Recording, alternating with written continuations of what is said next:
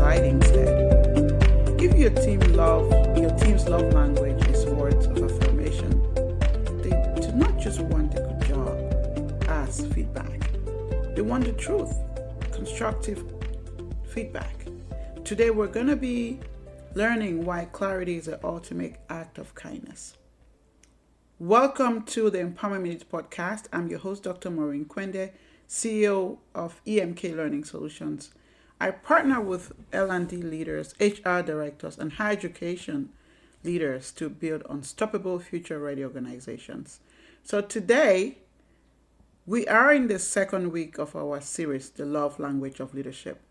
Last week, we looked at the inward at our own leadership defaults, understanding what your love language is, because you have to discover yours before you can start looking outwards.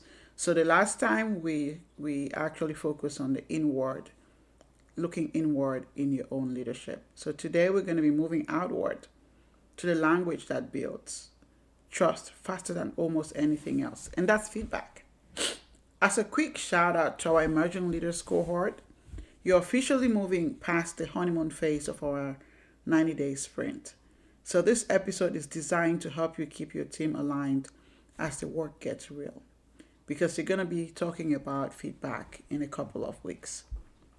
So now we're going to go back into our session or our topic of today's podcast. If you remember Dr. Gary Chapman's 5 love languages, right? And so one of them is the words of affirmation. In a leadership context, this is often misunderstood as simply being nice or giving constant compliments. So you want to provide feedback to an employee and you're just being nice, but you're not really providing enough detail. You're being vague.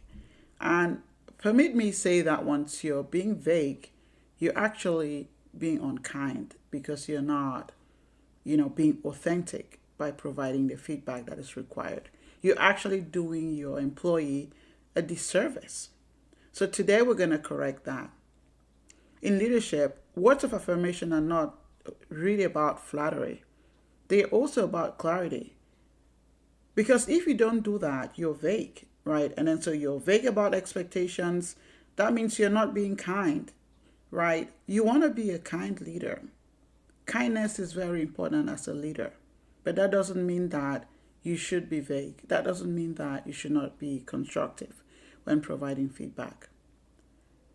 When you do use that vague approach, you're forcing your team to guess, worry, or waste energy trying to read your mind. And they're not mind readers, right? You already know that.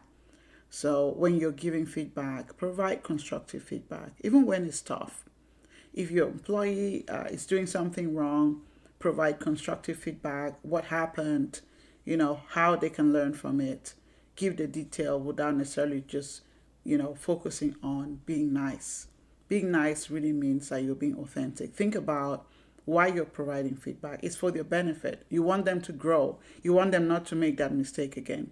How can you give that information to them, in a way that is authentic, so that it doesn't require a second meeting from you to clean up a mistake, or if they got a misunderstanding from your unkindness, right? So when you're providing feedback, constructively, that is really what is required.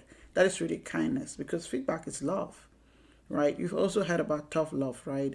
So when you're wanting to provide feedback, think about this as a gift you're giving them. You want to show them that you care enough about their growth to tell them the truth. Compassion doesn't mean that you're lowering the standard. Compassion is about being clear enough to help your team to reach it. So what can you do then, right?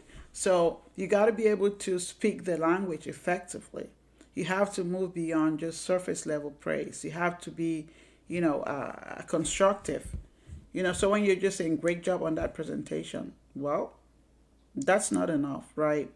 But it lacks direction. It doesn't tell your team what they want to repeat. It doesn't tell them, how they can raise the bar, right? So you want to be able to, if, for example, you were talking about giving them feedback about their presentation, you, instead of saying great job on that presentation, you want to say The way you simplified the data on this particular topic was exactly what the stakeholders needed to make that decision. The level of clarity, is the standard moving forward. That is something that they can hold on to and they can move forward.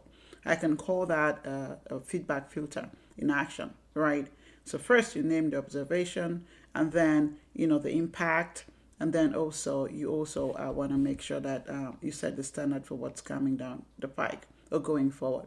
So it's not just a pat on the back; it's a strategic investment in their own performance. Okay, so I once coached a director who prided himself for being the nice guy. He had a manager who was consistently missing deadlines, but he wouldn't say anything directly because he did not want to hurt the manager director relationship.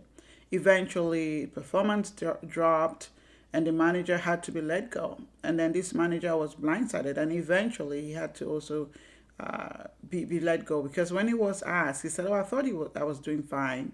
And all of that, so you can see that the director was the one who dropped the ball, right? He thought he was being kind by staying silent. If he had not done that, and the employee would not have quit the organization, and that also means that the loss of revenue, because anytime you lose an employee, you have to spend, you spend 1.5 the amount that you were going to be able to hire them, even more. So it's like you're losing money. That's not something that you want to do, right? I have a past episode where I really tell you about the exact amount that it costs to lose an employee. So you can check back the past episodes. So I can't tell you this exact number right now, but it's really something that can be avoided. Okay. So here's the action step. When you're having someone who you need to provide feedback to, make sure that you avoid being vague, right? You want to be able to be as specific as possible.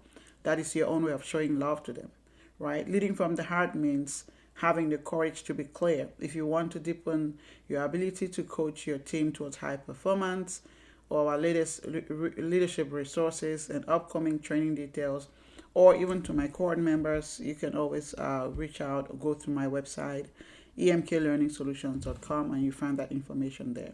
So I want to thank you for tuning in to this week's topic. And next week, we're going to be moving on from words to action. We're taking on so many things in terms of the language of leadership. So I'm hoping that you're learning and taking notes. And so next week, we're going to be talking about acts of kindness. How the best thing you can do for your team is not doing their work, but clearing their path. Until next time, lead boldly, live intentionally, and keep leading with love. This is Dr. Maurine Kwende signing off.